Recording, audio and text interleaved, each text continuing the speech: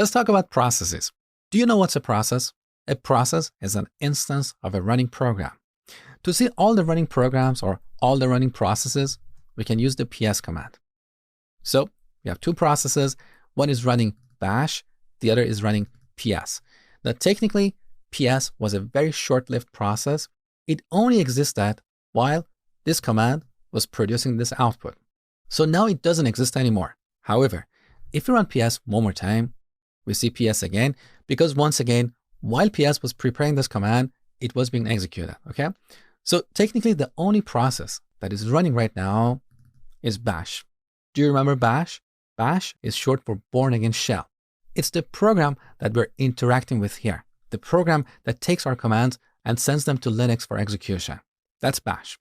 Now, as you can see, each process has a unique identifier that is generated by the operating system. Now, what is TTY?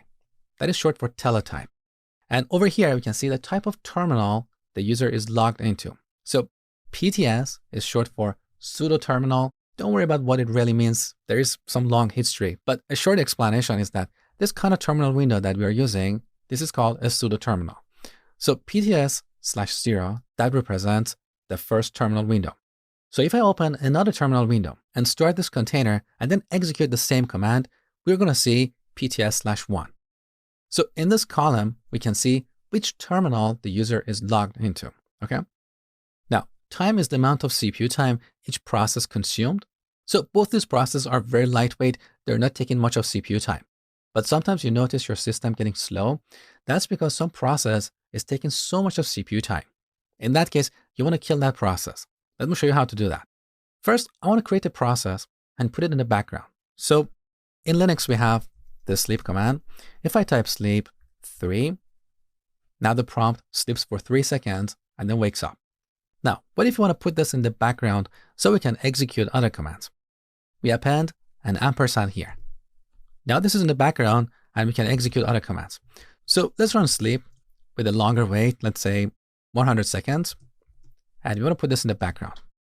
Now, if we run ps, we can see the sleep command.